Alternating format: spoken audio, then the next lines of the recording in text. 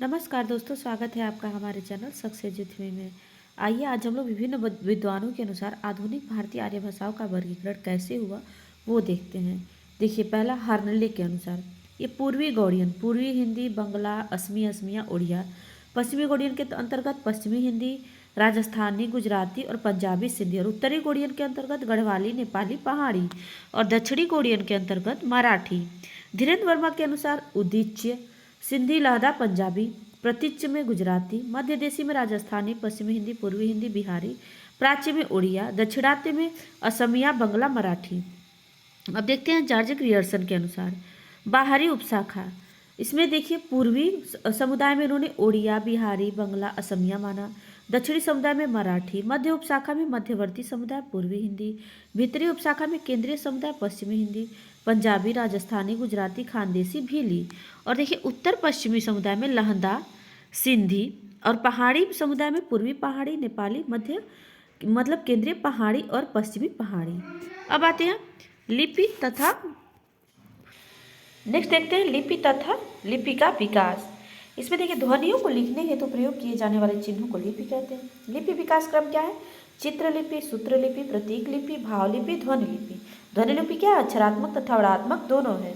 अब विश्व की प्रमुख अक्षरात्मक या वर्णात्मक लिपियाँ, इसमें देखिए, खरोष्टी लिपि, अरबी लिपि, हिब्रू लिपि, भारतीय लिपियाँ और अरमाइक या अरमेइक लिपि या ग्रीक लिपि, एक लैटिन या रोमन लिपि। अगला देखते हैं अक्षर वर्ण रहित ये जो लिपियां हैं उसमें है क्रीट लिपि, हिट्टाइक लिपि, चीनी लिपि, सिंधु घाटी सभ्यता लिपि। ठीक है, ये अक्षर या वर्ण रहित हैं, इनमें अक्षर का पता नहीं चलता है। महत्वपूर्ण लिपियां केंद्रीय हिंदी निदेशालय के अनुसार लिपि देवनागरी लिपि में कौन कौन सी भाषाएं आती हैं? हिंदी, मराठी, संस्कृत, नेपाली, कोंकणी, बोडो, डोगरी। रूसी लिपि में रूसी और बुल्गेरियन। रोमन लिपि में अंग्रेजी, फ्रेंच, स्पेनिश, जर्मन। और फारसी और अरबी लिपि में फारसी और अरबी में उर्दू और अरबी। अब पश्तो अरबी में कश्मीरी, तेलुगु लिपि में तेलुगु, मैती लिपि में मणिपुरी, असमिया लिपि में असमी, कन्नड़ लिपि में कन्नड़ जो गुजराती लिपि में कैथी से मिलती है तथा देवनागरी है गुजराती, लंडा लिपि में लहंदा, ओलची देवनागरी में संथाली, उड़िया लिपि में ओड़िया, मलयालम में मलयालम, बंगला में बंगला, तमिल में तमिल, मैथिली में तिरहुता और देवनागरी, और अरबी देवनागरी या लुंडा लिपि में क्या है? सिंधी। अब पंजाबी भाषा को गुरुमुखी लिपि भी कहा जाता है। ये मोस्ट इंपॉर्टेंट है, बार बार परीक्षा में पूछे जाते हैं। भारत की लिपियाँ देखिए, ब्राह्मी लिपि, खरोष्टी लिपि। ब्राह्मी लिपि में उत्तरी ब्राह्मी, दक्षिणी ब्राह्मी लिपि, गुप्त उत्तरी ब्राह्मी लिपि, फिर गुप्त लिपि, फिर कुटुल सिद्ध मातृका लिपि जिसमें शारदा लिपि और देवनागरी या नागरी लिपि है। और दक्षिणी ब्राह्मी में तमिल, कन्नड़, पश्चिमी तथा मध्य प्रदेशी लिपि। कन्नड़ जो है ग्रंथ लिपि है। अब देखिए, ब्राह्मी लिपि से देवनागरी, बंगला, तमिल, तेलुगु, मलयालम तथा गुरुमुखी इत्यादि लिपि का विकास हुआ। अगला देखते हैं कन्नौजी बोली। इसमें कौन कौन सा आता है?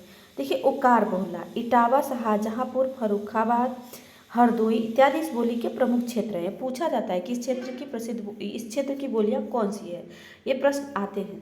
देखिए, कन्नौज शब्द संस्कृत के कान्य कुंज शब्द से बना है, कुब्ज, कान्य कुब्ज शब्द से बना है। इसका विकास सौरसेनी अपभ्रंश से हुआ। अपभ्रंश भी याद रखिएगा। देखिए, बुंदेली देखते हैं, इसे बुंदेलखंडी भी कहते हैं। झांसी, ग्वालियर, हमीरपुर, जालौन, ओरछा, सिवनी, सागर, होशंगाबाद इत्यादि इस बोली के क्षेत्र हैं। बनाफरी, लोधांती जो राठौरी, पवारी, निभट्ठा, खाटोला इत्यादि इसकी उपबोलियां हैं। अगला देखते हैं, यह बोली लोक साहित्य से संपन्न है। ईसूरी के फाग तथा जगनीकृत आलाखंड एवं केशव दास की रामचंद्रिका में भी कुछ बुंदेली शब्द मिलते हैं। और देखिए, हरियाणवा या हरियाणवी या बांगरू, देखिए सौरसेनी अपभ्रंश से विकसित है। क्षेत्र है हरियाणा, पंजाब का कुछ क्षेत्र एवं ग्रामीण दिल्ली के कुछ भाग, और जाटू इसकी उपबोली है। अब आते हैं पूर्वी हिंदी की बोलियां में। इसमें आते हैं अवधी। इसका विकास अर्धमागधी अपभ्रंश से हुआ है। क्षेत्र है सुल्तानपुर, प्रतापगढ़, लखनऊ, फैजाबाद जो अयोध्या में है। और अब अयोध्या इसका नाम कर दिया गया। बहराइच, गोंडा, बाराबंकी, सीतापुर, उन्नाव, लखीमपुर खीरी तथा जौनपुर का कुछ भाग। उपबोलियां में कोसली, गहोरा, जोल्हा, जूडर, बैसवाड़ी इत्यादि। इसमें ने पर स का भाव है। यह व्यंजनांत बोली है। स का प्रयोग स, ख का प्रयोग है, अभाव है। र के स्थान पर न का प्रयोग व उच्चारण होता है। अब देखिए, ल के स्थान पर र का उच्चारण और ए के स्थान पर ऐ, अ के स्थान पर औ का उच्चारण होता है। भक्ति काल में राम भक्ति काव्य की भाषा बोली। अर्धमागधी अपभ्रंश से विकसित। बघेली है, ये देखिए अब बघेली के बारे में, यह मागधी अपभ्रंश से विकसित हुआ है। क्षेत्र है रीवा, जबलपुर, मंडला, मिर्जापुर का कुछ भाग, फतेहपुर, बांदा का अधिकांश हिस्सा की भी बोली है। इसे रिवाई भी कहते हैं। अगला देखते हैं छत्तीसगढ़ी, इसे भी देखिए अर्धमागधी अपभ्रंश से विकसित हुई है। इसे लरिया या खलटाही भी कहते हैं। क्षेत्र है रायपुर, बिलासपुर, संभलपुर, कांकेर, राजनांदगांव, खैरागढ़, कवर्धा, चांदा इत्यादि। बिहारी हिंदी की बोलियों की विशेषता है मागधी अपभ्रंश से विकसित इकार बहुला बोली, व्यंजनांत बोली शब्द के मध्य। अब देखिए ये देखिए बिहारी हिंदी की बोलियों की विशेषता में ये किसकी विशेषता थी, ये भोजपुरी की थी। मगधी अपभ्रंश से विकसित है, इकार बहुला बोली है, व्यंजनांत बोली है, शब्द के मध्य में र का लोप हो जाता है, ल या ड के स्थान पर र का प्रयोग होता है, ड ध्वनि का अभाव होता है, श स ब के स्थान पर ह का होता है प्रयोग, अ अर्ध विपरीत ध्वनि है और अंग व्यंजनांत ध्वनि है। यह हिंदी प्रदेश में सबसे अधिक बोली जाने वाली बोली है। कौन सी? अब देखिए भिखारी ठाकुर को भोजपुरी का शेक्सपियर तथा भोजपुरी का भारतेंदु कहा जाता है। बताइए यह हिंदी प्रदेश में सबसे अधिक बोली जाने, मैंने पूछा ना, तो मन में सोच लिए होंगे आप, ये भोजपुरी है। उपबोलियाँ उत्तरी भोजपुरी, दक्षिणी भोजपुरी, पश्चिमी भोजपुरी, नागपुरिया या नागपुरिया। इसके क्षेत्र हैं गोरखपुर, वाराणसी, मिर्जापुर का कुछ भाग, देवरिया, बलिया, गाजीपुर, चंदौली, आजमगढ़, मऊ, जौनपुर एवं भदोही के कुछ भाग तथा बिहार के राज्य के कुछ जिले। भोजपुरी के कवि कौन कौन से हैं? देखिए कबीरदास अधिकांश शब्द प्रयोग करते हैं, चरणदास, धर्मदास, धरणीदास, शिवनारायण, भिखारी ठाकुर, मनोरंजन प्रसाद सिन्हा। फिरंगिया के लिए मनोरंजन प्रसाद सिन्हा तथा विदेशिया के लिए भिखारी ठाकुर प्रसिद्ध हैं।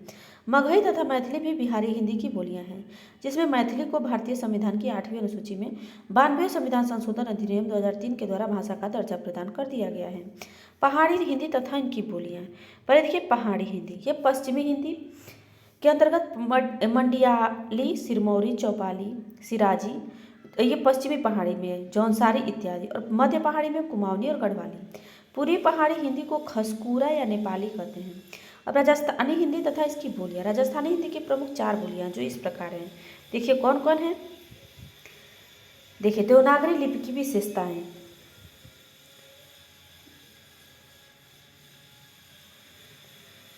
एक मिनट, ये पेज इधर उधर हो गया है। देखिए राजस्थानी हिंदी की जो बोलियां थी उसमें देखिए पश्चिमी राजस्थानी में मारवाड़ी आता है, पूर्वी राजस्थानी में जयपुरी आता है, दक्षिणी राजस्थानी में मालवी आता है और उत्तरी राजस्थानी में मेवाती आता है। मारवाड़ी बोली का विकास सौरसेनी के नागर अपभ्रंश से हुआ। जोधपुर, बीकानेर, मेवाड़, सिरोही, जैसलमेर इत्यादि स्थानों पर यह बोली जाती है। मीराबाई के पद मारवाड़ी में है। मारवाड़ी के लिए डिंगल शब्द भी प्रयुक्त होता है, जो आदिकाल में विर्गादात्मक वर्णन हेतु प्रमुख ये बोली या भाषा थी।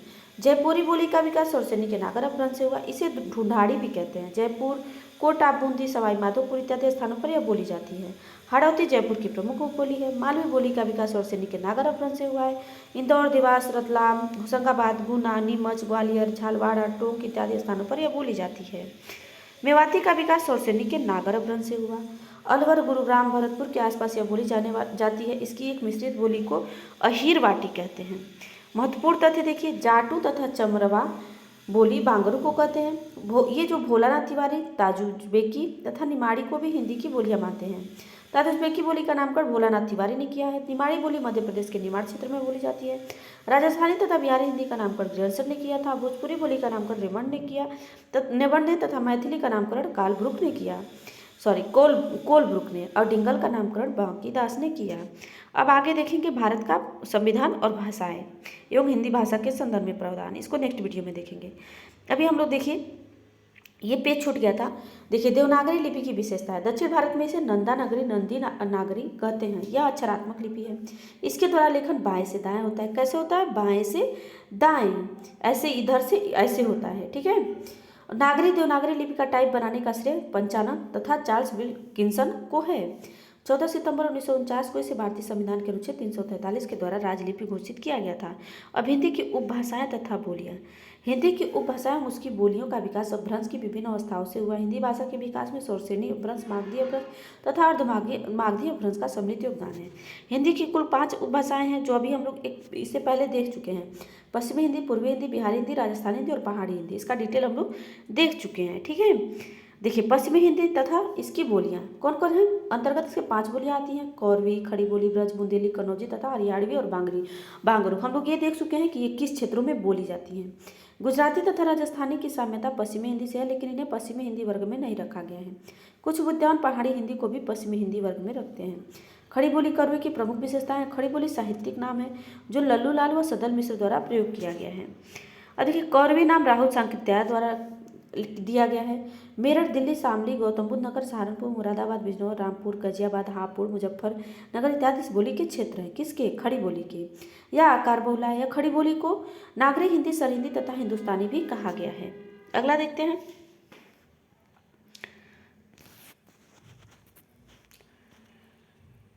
बोलचाल की खड़ी बोली तथा साहित्यिक खड़ी बोली एवं वर्तमान खड़ी बोली हिंदी में पर्याप्त अंतर भिन्नता मिलती है। इनमें डॉक्टर गोपाल राय के अनुसार उत्तर भारत में इस बोली को कविता की भाषा बनाने का प्रथम श्रेय सूफी संत शेख फरीद गंज शंकर को दिया जाता है। इसके बाद अमीर खुसरो ने इसका साहित्यिक प्रयोग किया। खड़ी बोली का एक रूप दक्षिणी हिंदी में भी है जो मध्यकाल में काफ़ी प्रचलित है। सूफी संत ख्वाजा बंदा नवाज गेसुदराज ने चक्की नामा तथा मिराज नामा इसी बोली में लिखा है। 16वीं शताब्दी में मुल्ला वजही ने ये कुतुब मुस्तरी तथा सवरस नामक 2 पुस्तकें इसी में लिखी। आचार्य रामचंद्र शुक्ल के अनुसार सूरत मिश्र ने संस्कृत से कथा लेकर बताल पचीसी लिखी। शुक्ल जी ने इसे ब्रजभाषा की रचना माना, किंतु नागरी पचाड़ी सभा के खोज विवरणों में इसकी भाषा खड़ी बोली बताया गया। 18वीं शताब्दी में राम प्रसाद निरंजनी कृत योग वशिष्ठ की भाषा खड़ी बोली है और शुक्ल के अनुसार अब तक पाई गई पुस्तकों में योग वशिष्ठ ही प्रमुख है, जिसमें गद्य अपने परिष्कृत रूप में दिखाई पड़ता है। और ब्रजभाषा की प्रमुख विशेषता है, इसे अंतर्वेदी भी कहते हैं। गंगा यमुना के मध्य क्षेत्र को अंतर्वेद कहते हैं। मध्य देशी, ग्वालियरी, पिंगली, हिंदुई इत्यादि भी इसी बोली के लिए प्रयुक्त हुए हैं। क्षेत्र मथुरा, अलीगढ़, मैनपुरी, बदायूं, बरेली, आगरा, भरतपुर, गुरुग्राम, एटा इत्यादि। साहित्य देखिए, भक्ति काल में कृष्ण भक्ति शाखा तथा रीतिकाल की मुख्य भाषा एवं आधुनिक काल में भारतेंद्र योगिन काव्य के साहित्य। अब सरसेनी अपभ्रंश से विकसित उकार बहुला ड़ का उच्चारण र के रूप में, ड़ का उच्चारण न के रूप में, अंगा का उच्चारण र के रूप में होता है। श और ख के स्थान पर केवल स का प्रयोग होता है। ए औ मूल स्वर हैं और अ विपरीत स्वर हैं। डॉक्टर गोपाल राय के अनुसार 18वीं शताब्दी के पूर्व ब्रज भाषा को पिंगल तथा भाखा कहते थे।